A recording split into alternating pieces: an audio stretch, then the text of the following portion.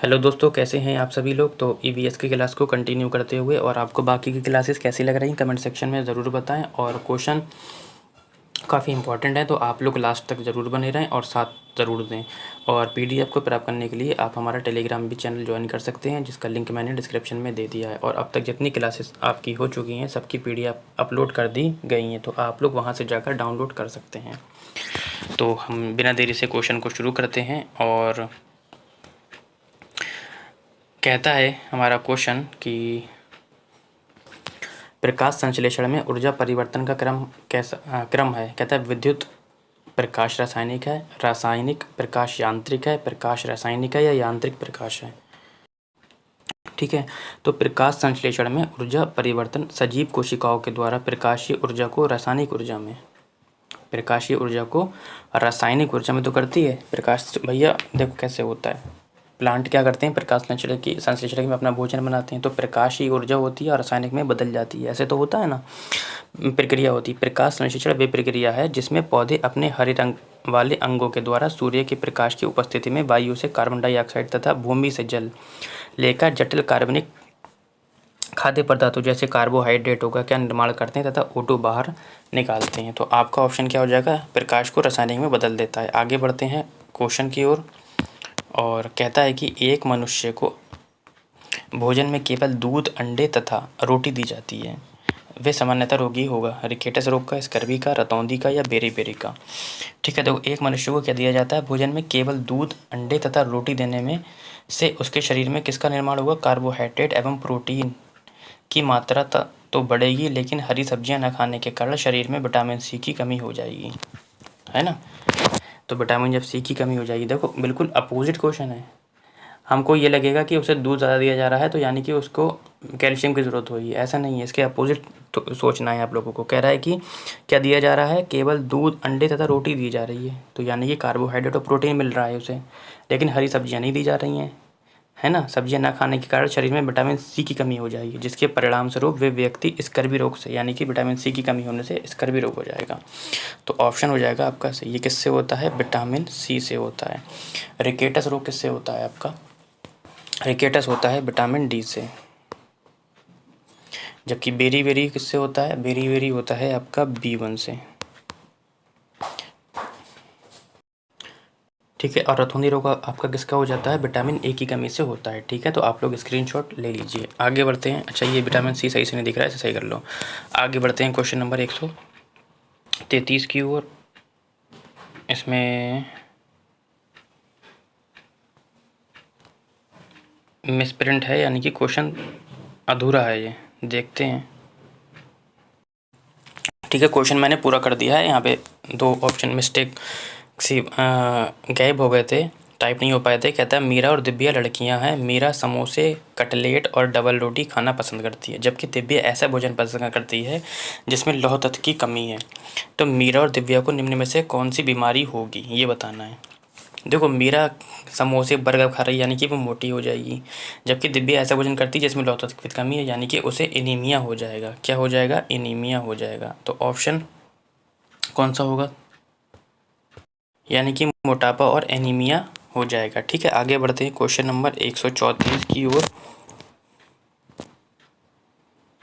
और 134 कहता है कि जिस विषय की सहायता से हम अध्ययन करते हैं वे सभी पर्यावरण अध्ययन कहलाते हैं, जीव विज्ञान, स्कर्वी और एनीमिया, मोटापा और एनीमिया।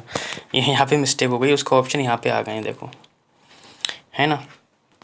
तो 134वां क्वेश्चन क्या कहता है कि किस विषय की सहायता से हम पर्यावरण अध्ययन करते हैं। देखो, पर्यावरण अध्ययन विषय की सहायता से हम अपनी पारिस्थितिकी के विषय में अध्ययन करते हैं। किसके विषय में, पारिस्थितिकी के अध्ययन में। पर्यावरण अध्ययन परिवेश के सामाजिक और भौतिक घटकों की अंतःक्रियाओं का अध्ययन है। ठीक है, तो फिलहाल हमारा ऑप्शन एक ही हो जाएगा, इसलिए हम दूसरे ऑप्शन नहीं लिखेंगे। ठीक है, आगे बढ़ते हैं क्वेश्चन नंबर 135 की ओर। और क्वेश्चन नंबर 135 कहता है कि विद्यार्थियों में खेलकूद की भावना का विकास तीव्र हो सकता है यदि क्या किया जाए।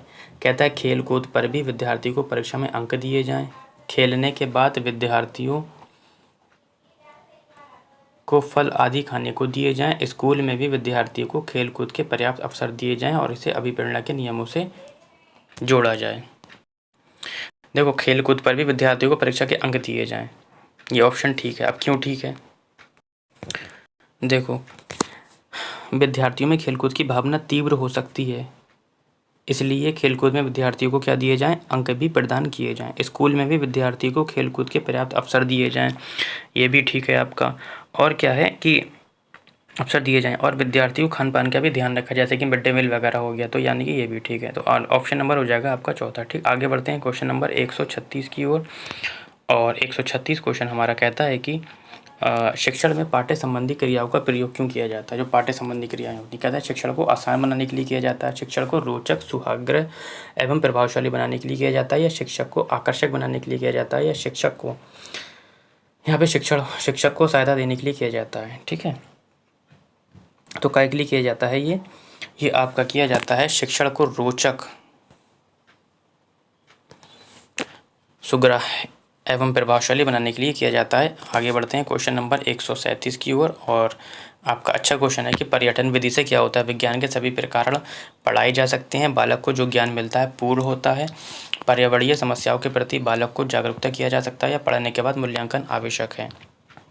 देखो होता क्या, पर्यटन विधि में होता क्या है, बालक को जो ज्ञान मिलता है वो पूर्ण होता है। पूर्ण का मतलब क्या होता है? जैसे कि कोई पर्यटन के समय बालक दृश्य चित्रों को अपनी आंखों से तो अनुभव करता है तो अवलोकन करता है। ऐसे में वे प्रत्येक वस्तु या स्थल के लिए जिज्ञासित रहता है, यानी कि क्या हो जाएगा आपका ऑप्शन 2 हो जाएगा, ठीक है। आगे बढ़ते हैं 138 की ओर। और कूट से संबंधित आपका ये क्वेश्चन कहता है कि पर्यावरण अध्ययन के संबंध में निम्न कथनों को पढ़ें। कहता है पर्यावरण एवं मानव के साथ पारस्परिक संबंध का आधारभूत समझ संबंधी समस्याओं की जागरूकता तथा उनके समाधान के लिए योग्यता, पर्यावरण के क्षेत्र में काम करने वाले संगठनों के नामों के बारे में जानकारी, या पर्यावरण के प्रति संवेदनशीलता। इनमें से कौन सा कथन पर्यावरण शिक्षा के लिए वास्तविक उद्देश्यों का निरूपण करता है?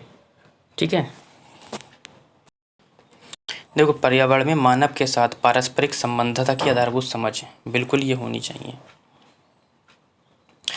ठीक है। यहाँ पे आपका ये 2 होगा, क्या होगा? 2।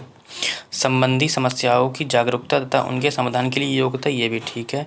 पर्यावरण के क्षेत्र में काम करने वाले संगठनों के नामों के बारे में, नामों से क्या मतलब है हमें? पर्यावरण के प्रति संवेदनशीलता, ये भी ठीक है। यानी कि ऑप्शन नंबर आपका हो जाएगा 1, 2 और 4, ठीक है। आगे बढ़ते हैं। और जो एक नया तरीके का क्वेश्चन है तो इसको टुकड़ों में लेते हैं, ठीक है। कहता है कि नीचे पौधों के प्रकरण पर पढ़ाते समय एक अध्यापिका और कक्षा 3 के बच्चों के बीच एक वार्तालाप दिया गया है। अध्यापिका कहती है अगर पूरे संसार में पौधे ना हो तो क्या होगा? पहला छात्र कहता है महाशय हम फल जैसे आम, सेब तथा केला हमें नहीं मिलेंगे तथा सब्जी जैसे आलू, बैगन तथा गोभी भी नहीं मिलेंगी। पहले छात्र ने ये कहा। दूसरे छात्र ने क्या कहा? हमें सांस लेने के लिए ऑक्सीजन भी नहीं मिलेगी। तीसरे छात्र ने क्या कहा? मैडम मधुमक्खियाँ भी नहीं होंगी। अध्यापक बोली आप ऐसा क्यों सोचते हो? तीसरा छात्र बोला मेरे पिताजी मधुमक्खी पालन करते हैं और उन्होंने मुझे बताया कि मधुमक्खियाँ फूलों से पराग प्राप्त करती हैं और पेड़ों पर अपना घर बनाती हैं जिसे छत्ता कहा जाता है। इसके बाद वे मुझे अपने मधुमक्खियों की बाड़ी पर ले गए जहाँ छत्ते थे। ये अंतःक्रिया दर्शाती है कि, अब ये ऑप्शन दे रखे हैं आपका। कहता है समझने में, प्रयोग करने में तथा मूल्यांकन करने में। स्मरण करने में, समझने में तथा प्रयोग करने में। प्रयोग करने में, मूल्यांकन करने में तथा सृजन करने में। स्मरण करने में, सृजन करने में तथा प्रयोग करने में, ठीक है। देखो उपरोक्त में हुआ क्या है? प्रदत्त बातचीत हमें क्या दर्शाती है? जो बातचीत हुई है बच्चे में और किसमें? टीचर में। ये हमें क्या दर्शाती है कि विद्यार्थी अपने अवलोकनों को याद कर सकते हैं और जो भी वे याद करते हैं उसे अच्छी तरह से समझ भी सकते हैं और उसका उपयोग करते हैं, लेकिन वे यहाँ ना तो मूल्यांकन कर रहे हैं ना ही कोई सृजन कर रहे हैं। तो जहाँ जहाँ मूल्यांकन अब दिखे वो आप ऑप्शन काट दीजिए। मूल्यांकन थोड़ी ना कर रहे हैं, तो मूल्यांकन और सृजन ये आप काट दीजिए। बचा क्या आपका ऑप्शन? 2 बचा। तो ये एक नया क्वेश्चन था और इम्पोर्टेंट था। अगर आ गया तो कंफ्यूज मत होना, ठीक है। अब तक पूरे यूट्यूब पर पहला क्वेश्चन है आपका, ठीक है।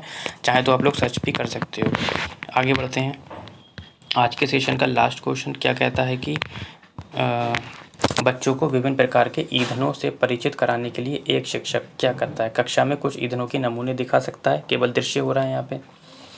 एक लघु फ़िल्म दिखाने के साथ पकाने के लिए प्रयोग होने वाले संभावित ईंधनों के प्रकार को बच्चों के साथ चर्चा कर रहा है, या चार्ट पर ईंधनों के चित्र प्रदर्शित कर रहा है, या बच्चों से विभिन्न प्रकार के ईंधनों की सूची बनाने के लिए कह रहा है।